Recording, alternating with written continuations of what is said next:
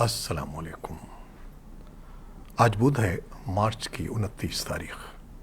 پاکستان میں اس وقت شام کے 7، بھارت میں 7:30، اور یہاں ہمارے اسٹوڈیوز کی گھڑیوں میں صبح کے 10 بج رہے ہیں۔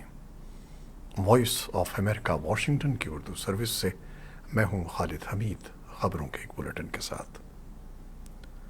پاکستان کی پارلیمان کے ایوان زیریں قومی اسمبلی نے سپریم کورٹ کے چیف جسٹس کے سوو موٹو ایکشن کے اختیارات کو کم کرنے کے لیے بدھ کو پیش کیے گئے supreme court practice and procedure bill 2023 کو کثرت رائے سے منظور کر لیا ہے۔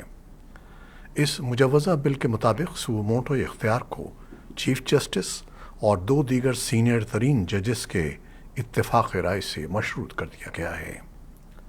پاکستان پیپلز پارٹی کے رکن قومی اسمبلی ناز بلوچ نے وائس آف امریکہ سے گفتگو کرتے ہوئے کہا کہ مجوزہ قانونی اصلاحات پر ایک طویل عرصے سے ضرورت محسوس کی جا رہی تھی، اور اس کے لیے ایوان سے منظور ہونے والے بل سے سپریم کورٹ آف پاکستان کے کام کو تقویت ملے گی۔ تاہم جماعت اسلامی کے سینیٹر مشتاق احمد نے کہا کہ قانونی نظام میں اصلاحات کرنا اگرچہ ناگزیر ہے، لیکن ان کا کہنا تھا کہ یہ عمل تمام اسٹیک ہولڈرز کے وسیع تر اتفاق رائے سے ہونا چاہیے، نہ کہ جلد بازی میں۔ پاکستان تحریک انصاف کے سینیٹر ولید اقبال نے کہا کہ ان کی جماعت پی ٹی آئی عدالتی اصلاحات کے خلاف نہیں ہے، لیکن اصلاحات کا وقت اچھا نہیں ہے، کیونکہ ان کے خیال میں قانونی برادری کے بعض حلقوں کی رائے میں موجودہ شکل میں تجویز کردہ بل ان کے بقول بظاہر آئین کی روح کے مطابق نہیں ہے۔ پاکستانی نژاد یہودی فشیل بن خالد نے دعویٰ کیا ہے کہ اس نے تاریخ میں پہلی بار پاکستانی غذائی اشیاء کی پہلی کھیپ اسرائیلی مارکیٹوں میں برآمد کی ہے، جس میں کھجور، خشک میوہ اور بعض مسالے بھی شامل ہیں۔ فشیل نے اپنے سوشل میڈیا اکاؤنٹ پر تفصیل بتاتے ہوئے کہا کہ مصنوعات یروشلم اور حیفا کے اسرائیلی شہروں میں بھیجی گئی ہیں، اور وہاں پاکستانی کھانے پینے کی اشیاء کا معیار بھی قابل قبول ہے، لیکن ابھی اس معاملے میں اور بھی بہت کچھ کرنے کی ضرورت ہے۔ اسرائیلی صارفین کے رد عمل پر تبصرہ کرتے ہوئے انہوں نے یہ بھی نوٹ کیا کہ تاجر کمیونٹی معمول کے طور پر قابل قبول قیمت میں اچھی مصنوعات کی تلاش میں ہے۔ اگرچہ پاکستان اور اسرائیل کے درمیان اس وقت کوئی سفارتی یا سیاسی تعلقات نہیں ہیں، لیکن ماہرین کے خیال میں مستقبل میں ان ممالک کے درمیان دو طرفہ تجارتی تعلقات کو فروغ دینے کے لیے کافی مواقع مل سکتے ہیں۔ معاشی ماہرین کا کہنا ہے کہ مسلم ممالک کے ساتھ اسرائیل کے تجارتی حجم میں کئی گنا اضافہ ہوا ہے، خاص طور پر اسرائیل، متحدہ عرب امارات اور بحرین کے درمیان امریکی ثالثی میں ہونے والے سیاسی معاہدے پر دستخط کے بعد ان تعلقات میں مزید گرمجوشی دیکھی جا رہی ہے۔ انسانی حقوق کی بین الاقوامی تنظیموں اور سینئر غیر ملکی سفارتکاروں نے طالبان حکومت کی طرف سے لڑکیوں کی تعلیم کے کارکن مطیع اللہ ویسا کی گرفتاری کی مذمت جاری رکھی ہے، اور طالبان سے کہا ہے کہ وہ انہیں فوری رہا کریں۔ ایمنسٹی انٹرنیشنل نے ایک ٹویٹ میں کہا کہ لڑکیوں کی تعلیم کے حقوق کے ایک معروف کارکن مطیع اللہ ویسا کو فوری طور پر رہا کیا جانا چاہیے۔ اسی دوران افغانستان کے لیے امریکہ کے خصوصی ایلچی تھامس ویسٹ، دوحہ میں امریکی سفارت خانے کی انچارج کیرن ٹیکر، خواتین کے حقوق کی کارکن ملالہ یوسفزئی اور بہت سے افغانوں نے گرفتاری پر رد عمل کا اظہار کیا ہے اور طالبان سے مطیع اللہ ویسا کی رہائی کا مطالبہ کیا ہے۔ لیکن طالبان حکام نے اپنے ٹویٹر پیجز پر پوسٹ کیے گئے مختلف بیانات میں مطیع اللہ ویسا کی گرفتاری کا دعویٰ کیا اور کہا کہ یہ طالبان حکومت کا حق ہے کہ وہ مطیع اللہ ویسا کی مشکوک سرگرمیوں کے بارے میں تحقیقات کرے۔ وزارت اطلاعات و ثقافت کے ڈائریکٹر پبلیکیشن عبدالحق حماد نے ٹویٹر پر کہا کہ مطیع اللہ ویسا کے اقدامات مشکوک تھے اور حکومت کو یہ حق حاصل ہے کہ وہ ایسے لوگوں سے وضاحت طلب کرے۔ دوسری اسنا افغان سوشل میڈیا صارفین نے اطلاع دی ہے کہ رسول پارسی اور یونیورسٹی کے ایک لیکچرر کو ان کی تحریروں کی وجہ سے طالبان نے گرفتار کر لیا ہے۔ افغان صوبے پروان میں موسلادھار بارشوں کی وجہ سے سیلاب آ گئے ہیں، جس کے نتیجے میں گزشتہ رات دریا کے قریب 10 مکانات تباہ ہو گئے۔ طالبان حکومت کی آفات سے نمٹنے کی ریاستی وزارت کا کہنا ہے کہ گزشتہ 9 دنوں میں افغانستان کے 23 صوبوں میں برف باری، بارشوں اور سیلاب سے 10 افراد ہلاک اور 76 زخمی ہو گئے ہیں۔ اسی دوران انسانی حقوق کی رابطہ تنظیم اوچا نے ایک رپورٹ میں کہا ہے کہ موسم بہار کے شروع ہوتے ہی افغانستان کے 7 صوبوں میں موسلادھار بارشوں اور سیلاب سے تقریباً 645 خاندان متاثر ہو چکے ہیں۔ امدادی ایجنسیاں اثرات کا جائزہ لے رہی ہیں اور جہاں ضرورت ہو یہ امداد فراہم کر رہی ہیں۔ ابتدائی رپورٹس بتاتی ہیں کہ 28 مارچ کو صوبے ارزگان میں 100 خاندان متاثر ہوئے ہیں۔ بھارت کے زیر انتظام کشمیر کے 2 اضلاع راجوری اور پونچھ کے 1400 شہریوں کو گزشتہ 3 ماہ کے دوران اسلحہ استعمال کرنے کی تربیت دی گئی ہے اور ان میں کم از کم 115 جدید ہلکے ہتھیار اور کافی مقدار میں گولہ بارود تقسیم کیا گیا ہے۔ ان دونوں اضلاع کی سرحدیں پاکستان کے زیر انتظام کشمیر سے ملتی ہیں۔ شہریوں کو مسلح کرنے اور انہیں اسلحے کے استعمال کی تربیت دینے کا یہ سلسلہ رواں برس کے آغاز پر مشتبہ عسکریت پسندوں کی طرف سے راجوری کے ایک گاؤں اپر ڈانگری پر کیے گئے ایک حملے کے بعد شروع کیا گیا تھا۔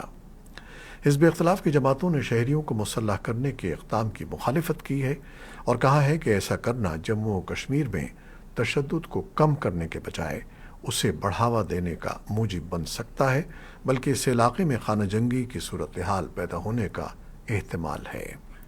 جبکہ حکومت اور نئی دہلی میں برسر اقتدار بھارتیہ جنتا پارٹی کا کہنا ہے کہ ماضی میں دیہات دفاعی کمیٹیوں کے ارکان نے دہشت گردی کی سرگرمیوں کا توڑ کرنے اور بالخصوص سرحدی علاقوں میں تخریبی کارروائیوں کو روکنے میں اہم اور قابل تحسین کردار ادا کیا تھا، اور ان کمیٹیوں کی تشکیل نو اسی مقصد کو حاصل کرنے کے لیے کی گئی ہے۔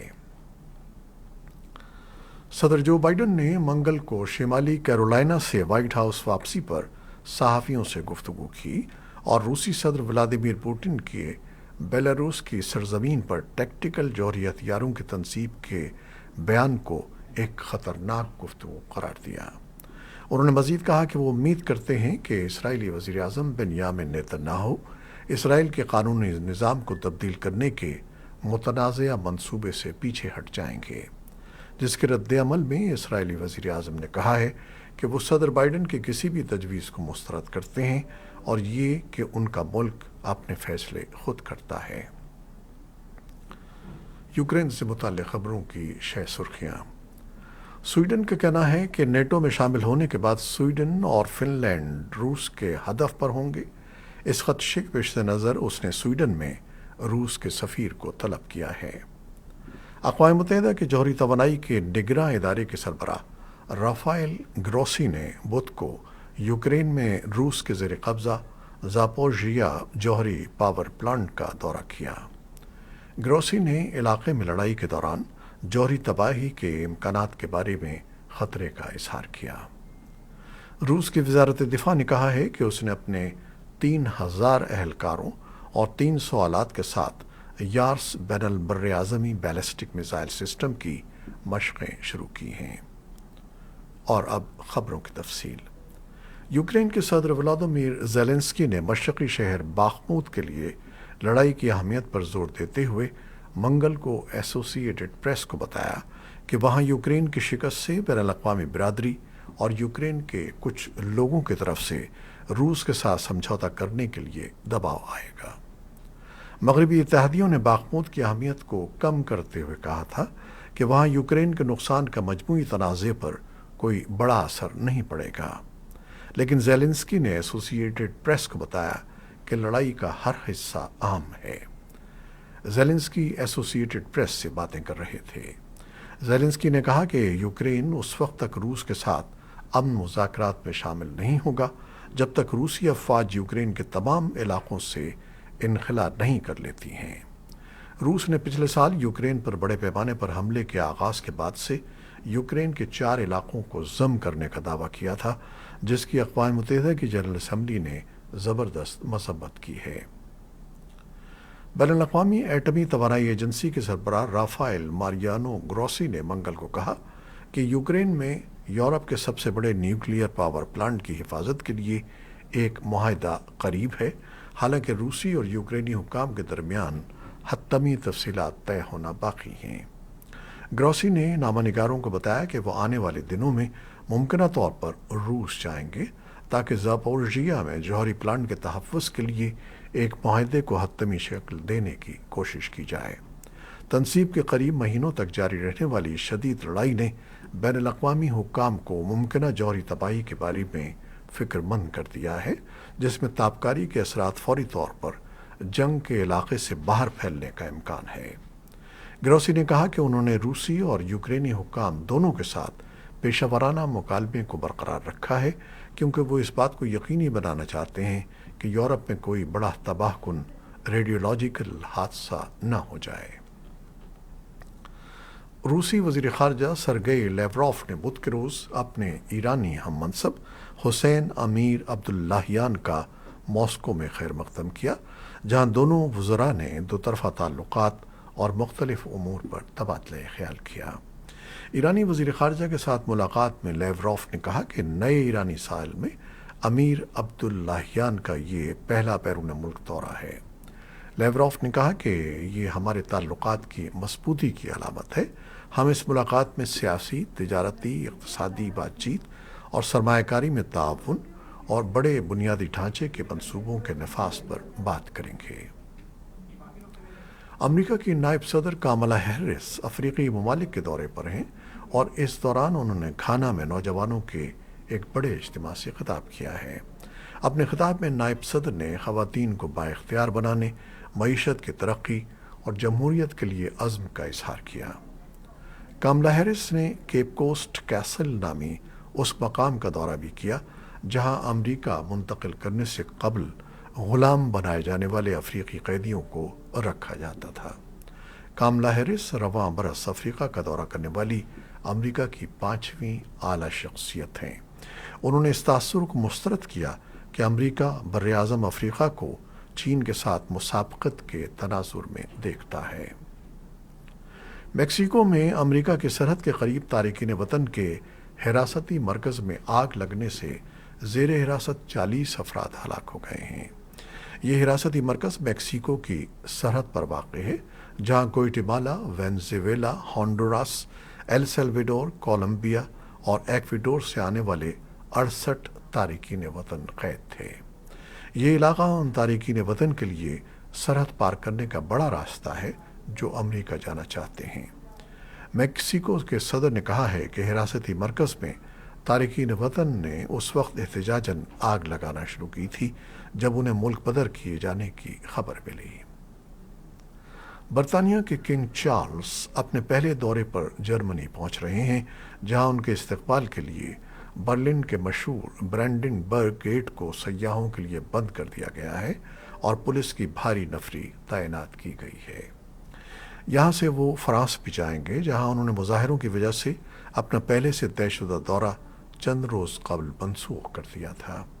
ان کے اس دورے کا مقصد برطانیہ کے یورپ کے ساتھ تعلقات کو مستحکم کرنا اور یہ ظاہر کرنا ہے کہ برطانیہ کے لیے وہ اسی طرح کی حمایت حاصل کر سکتے ہیں جیسا کہ ان کی والدہ نے 7 دہائیوں تک کامیابی کے ساتھ حاصل کی تھی۔ 74 سالہ کنگ چارلز 6 مئی کو تاج پوشی کی تیاری کر رہے ہیں۔ حمزہ یوسف نے منگل کو اسکاٹ لینڈ کے فرسٹ منسٹر کے طور پر حلف اٹھا لیا۔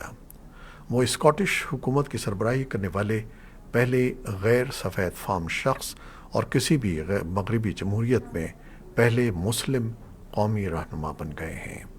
اسکاٹ لینڈ 5.5 ملین آبادی کا ملک اور برطانیہ کا حصہ ہے، لیکن صحت اور تعلیم کے شعبوں سمیت وسیع اختیارات کے ساتھ ایک نیم خود مختار حکومت ہے۔ امریکہ کی ریاست الاباما کے ہنٹسویل پولیس ڈپارٹمنٹ کے 2 افسران پر ایک مشتبہ شخص نے فائرنگ کر دی، جس کے نتیجے میں ایک پولیس افسر ہلاک اور دوسرا شدید زخمی ہو گیا۔ ایک خاتون نے 911 پر کال کی کہ اسے کسی شخص نے گولی مار دی ہے، جس کے جواب میں دونوں افسر جائے وقوع پر پہنچے۔ مشتبہ شخص نے دونوں اہلکاروں پر فائرنگ کی اور روپوش ہو گیا۔ दोनों पुलिस एहलकारों को हस्पताल मुंतकिल किया गया, जहां जख्मों की ताब न लाते हुए एक की मौत वाक़ई हो गई, जबकि दूसरे की हालत तशवीशनाक बताई जाती है।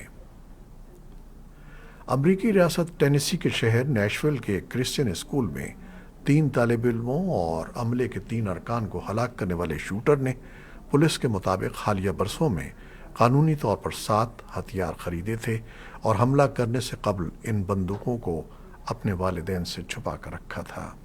पुलिस का मजीद कहना है कि इस शूटर ने इस हमले की मनसूबाबंदी बहुत एहतियात से की थी और स्कूल का तफसीली नक्शा तैयार कर रखा था और कत्लेआम से पहले इमारत की निगरानी की थी। मुलजिम 28 साला ऑड्रे हिल स्कूल का साबिक तालिब इल्म था। हलाक होने वालों में 9 साल की उम्र के 3 बच्चे और स्कूल के अमले के 3 अफराद शामिल थे। ये थी वो खबरें जो फेसबुक लाइव पर हमने आपके लिए पेश की। हमारी वेबसाइट, यूट्यूब और पॉडकास्ट पर यह बुलेटिन आपके लिए पोस्ट कर दिया जाता है। आप हमारे बुलेटिन को शेयर करते हैं और अपने कमेंट्स में अपनी मोहब्बतों का इजहार करते हैं, जिसके लिए हम आपके बेहद ममनून हैं। अपनी इन मोहब्बतों को जारी रखिएगा। कैमरामैन सैयद असफर इमाम और न्यूज़ एडिटर बहजत जिलानी के साथ खालिद हमीद को इजाज़त दीजिएगा। अल्लाह हाफिज़।